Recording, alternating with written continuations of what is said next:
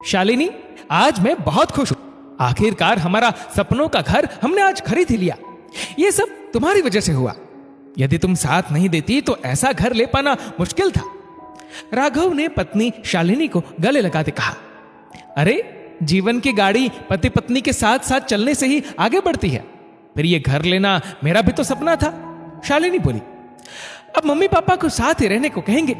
पहले तो कमरे नहीं होने की वजह से कुछ दिक्कत होती थी, लेकिन अब उनका अपना कमरा होगा। जूही का भी अलग कमरा, और कोई मेहमान आए तो भी कोई परेशानी नहीं होगी। उसके लिए गेस्ट रूम तो है ही। राघव खुशी से बोल रहा था। शालिनी, मैं उनका इकलौता बेटा हूं। मेरा उनके प्रति फर्ज बनता है। अब हम उनकी सेवा करेंगे। मम्मी पापा को अभी खुशखबरी देता हूं और कहता हूं कि अब उन्हें बस सामान बांधकर यहां हमेशा के लिए आना है।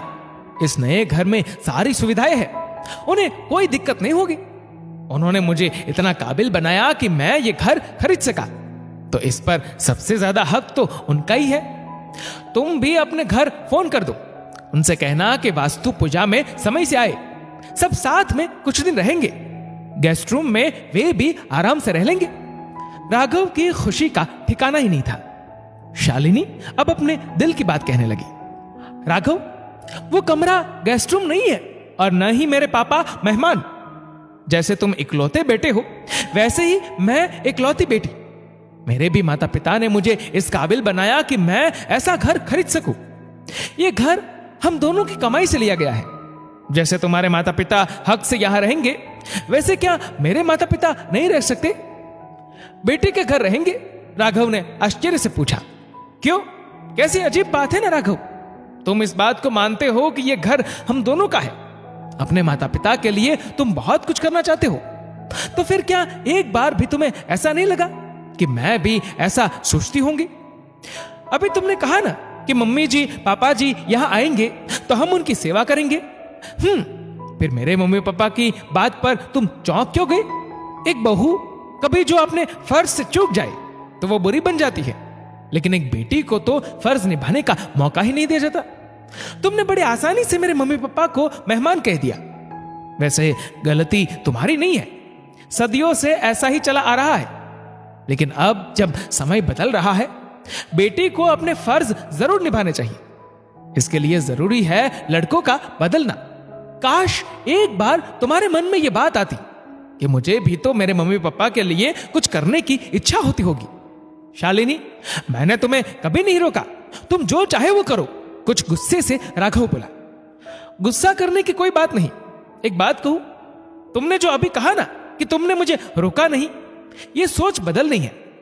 आज तक तुमने अपने मम्मी पापा के लिए जो किया, उसके लिए तुमने मुझसे पूछा था नहीं ना? क्योंकि तुमने अपना फर्ज निभाया, तो फिर मुझे तुमसे अनुमति क्यों लेनी पड़े? उनके यहां आने पर मैं बहू बन सारे फर्ज निभाऊं, यह आशा सबकी है। तो फिर बेटी बन कुछ करना चाहूं तो प्रश्न क्यों उठते हैं? अरे, तुम बुला लो उनको, लेकिन वो खुद नहीं रहेंगे। मां बाप बेटी के घर कभी नहीं रहते, चाहे तो पूछ लो। राघव अब भी वही राग गाए जा रहा था। मैं जानती हूं वो कभी नहीं राजी होंगे, क्योंकि समाज क्या कहेगा?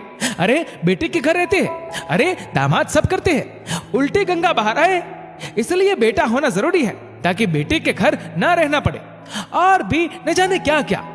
और सबसे बड़ी बात, बेटी के माता पिता कभी परिवार वाले नहीं होते, वो तो मेहमान बनकर आते हैं और बेटी दामाद को खुश देखकर आशीर्वाद देकर चले जाते हैं बिना अपनी परेशानी बताए। यह रिवाज इसलिए कभी नहीं बदल सका क्योंकि बेटी हमेशा चुप रही। कभी उसने बोला ही नहीं, कभी उसे लगा ही नहीं कि ऐसा हो सकता है। लेकिन अब जब हम सब आधुनिक विचार रखते हैं, तो क्या यह रिवाज बदलना नहीं चाहिए? शालिनी ने दिल की सारी बात कह दी। राघव शालिनी को कुछ कुछ समझ तो रहा था, लेकिन सालों से चली आ रही परंपरा को बदलना आसान नहीं था।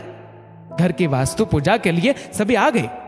पूजा के बाद राघव की मम्मी बोली, समधन जी, कैसा लगा बेटी का घर? अरे, ये भी क्या पूछने की बात है। दामाद जी ने बहुत सुंदर घर बनाया है। कामवाली गौरी कपड़ों की तह कर रही थी। शालिनी की मां की साड़ी हाथ में लेकर बोली, ये साड़ी कहां रखूं? राघव की मम्मी बोली, अरे, इसे गेस्ट रूम में रख दो, समधन जी की है, और वो बाकी के कपड़े मेरे कमरे में रखना। तभी राघव बोला, गौरी, मम्मी जी और पापा जी के कपड़े उनके कमरे में रख दो, वो उनका ही कमरा है, गेस्ट रूम नहीं। शालिनी राघव को देख मुस्कुरा रही थी। ये कहानी का अंत आपको शायद मुमकिन न लगे, लेकिन जिस समाज की कल्पना हम करते हैं वैसा समाज हम और आप ही तो बनाएंगे।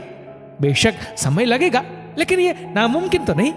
दोस्तों, ये कहानी लिखी है पायल धाबलिया ने। आपकी इस वीडियो के बारे में क्या राय है नीचे कमेंट करके जरूर बताएगा। और वीडियो अच्छा लगा हो तो वीडियो को लाइक करेगा, शेयर करेगा ज्यादा से ज्यादा लोगों तक। और ऐसे ही और भी इंस्पिरेशनल वीडियोस के लिए सब्सक्राइब करें हमारे यूट्यूब चैनल को और फेसबुक पर फॉलो करें हमारे पेज को। धन्यवाद।